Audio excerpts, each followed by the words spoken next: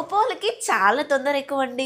Oppo Reno 12 వచ్చేసి 6 months కూడా అవ్వలేదు. అప్పుడే ఒప్పో రెనో 13 కూడా చైనాలో తీసుకొచ్చేసారు. ఇండియా కూడా తొందరలోనే వచ్చేస్తుండొచ్చు. జనవరిలో అలా వస్తుండొచ్చు మేబీ. బీఏఎస్ ఇలాంటి వాటిలో కూడా స్పాట్ అయ్యింది.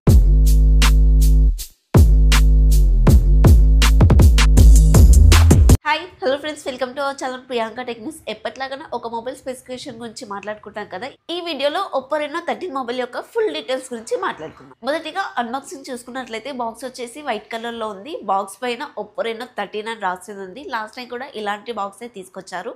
బాక్స్ ఓపెన్ చేస్తే మొదటిగా మరొక బాక్స్ ఉంది. దాని కింద మొబైల్ అయితే ఉంది. మొబైల్ పైన ఉన్న బాక్స్లో వచ్చేసి టీపీ కేస్ ఉంది, పేపర్ వర్క్ కూడా ఉంది.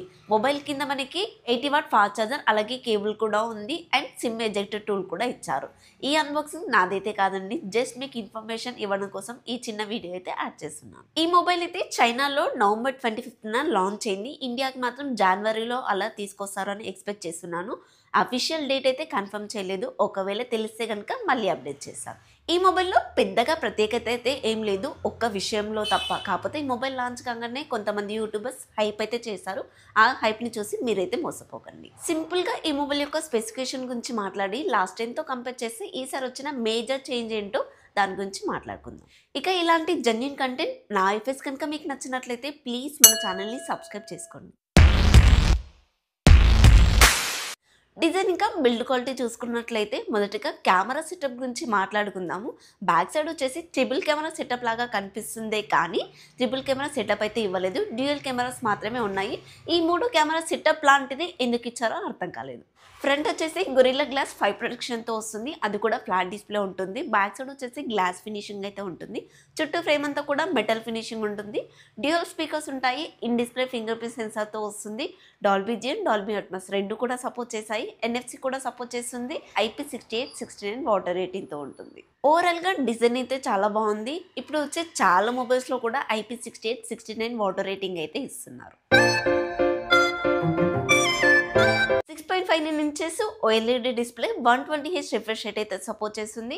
HDR10+ కూడా సపోర్ట్ చేస్తుంది. 1200 నిట్స్ పీక్ బ్రైట్నెస్ అయితే కలిగి ఉంటుంది. 1.5K రిజల్యూషన్తో వస్తుంది. ఇక్కడ ఉన్న ఇన్ఫర్మేషన్ ప్రకారంగా 1200 నిట్స్ పీక్ బ్రైట్నెస్ అనేది తెలుస్తుంది.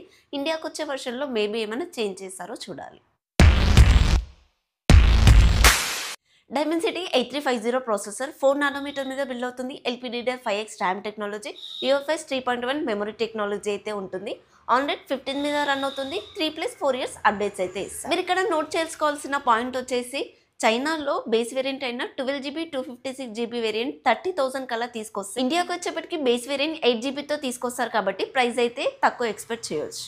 దీంట్లో మెమరీ కార్డ్ కూడా ఎక్స్పెండ్ చేసుకునే ఛాన్స్ ఉంటుంది. మెమరీ కార్డ్ కూడా పెట్టుకొని 1TB వరకు స్టోరేజ్ అయితే చేసుకోవచ్చు. ఒప్పో వాళ్ళ స్పెషాలిటీ ఏ ఫీచర్స్ అండి. ఒప్పో రెనో 12లో ఉన్న ఏ ఫీచర్స్ అన్ని కూడా దీంట్లోనూ ఉన్నాయి. ఏ ఫీచర్స్ వచ్చేసి కెమెరా డిపార్ట్మెంట్లో కళ్ళు మూసుకొని ఉన్నప్పుడు కళ్ళు తెరుచుకున్నట్లు అండ్ ఫోటో బ్లర్గా వస్తే ఒకవేళ ఫోటో క్లియర్గా చేసినట్టు, ఏ ఎరేజర్, ఏ స్టూడియో లాంటివి కూడా ఉంటాయి.